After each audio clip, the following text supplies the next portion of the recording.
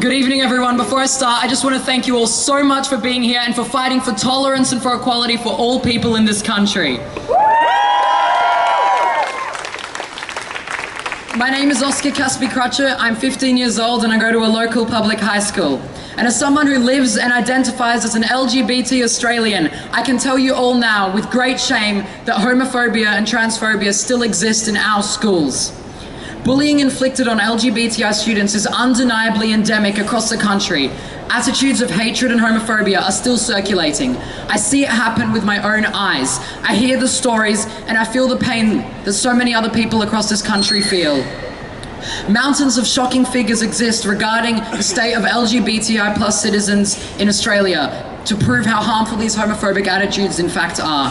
60% of LGBTI Australians have reported experiencing verbal abuse directed towards them. 20% have endured physical abuse. But most shockingly, 80% of the bullying involving LGBTI young people takes place at schools. Young Australians have an inherent right to a safe education, free of misinformation, bullying, bigotry, and abuse. As human beings, we are entitled to our rights, and a safe education is a critical component to the upholding and maintaining of these rights. For many students, school is a battleground. Social rejection, abuse, peer shunning, and isolation turn life into a daily struggle. Needless mockery and unjustified cruelty faces so many across our countries, and I say that it's simply not good enough. No one deserves to feel like their sexuality renders them worthless. To put it simply, we deserve better. Our kids and our classmates deserve better. They deserve to feel safe and nurtured and accepted in their schools. Toxic attitudes of homophobia can sometimes be too overwhelming for those who can't find the help that they need. Every year we lose people to homophobia and transphobia. Young, capable, innocent, and beautiful people lost forever to this mindset of hatred and insanity. This is a tragedy and nothing less.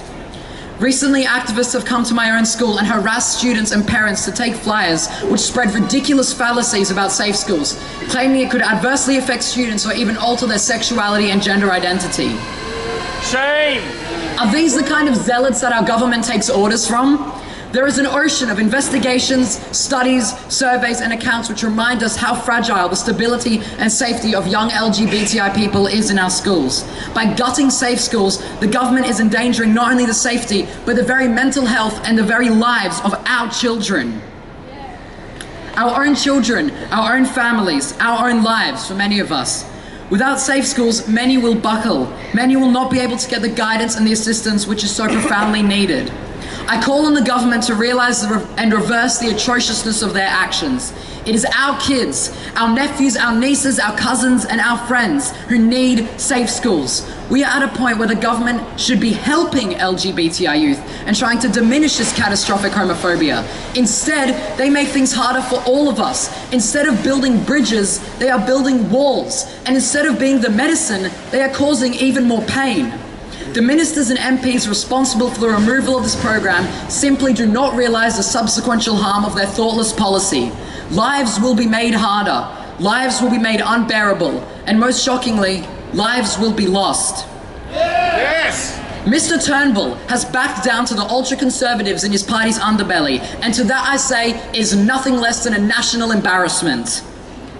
We stand with safe schools, not just because we care about putting a stop to bullying and discrimination, but because we are moral human beings. We stand with our LGBTI friends and families, not just because we are able to see past old and hateful attitudes, but because we have hearts.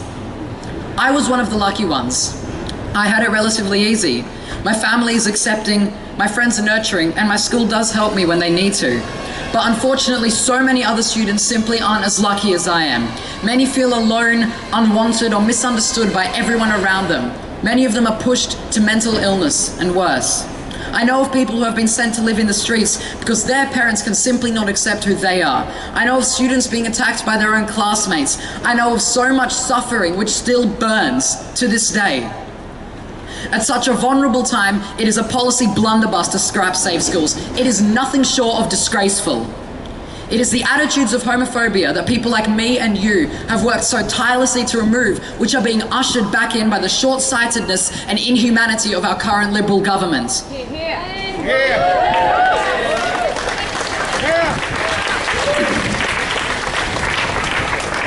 I would like to thank you all so much for being here, fighting for our LGBT allies and for our descendants to live in a safe and loving environment is something we should all be so proud of.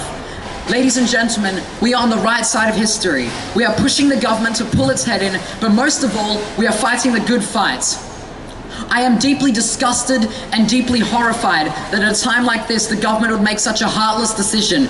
But it is so comforting to know that there are so many people out there, all of us, who continue to push for positive change.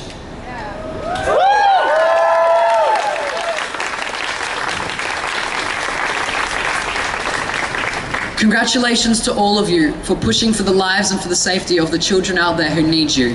Thank you everyone for listening. It's been an honor.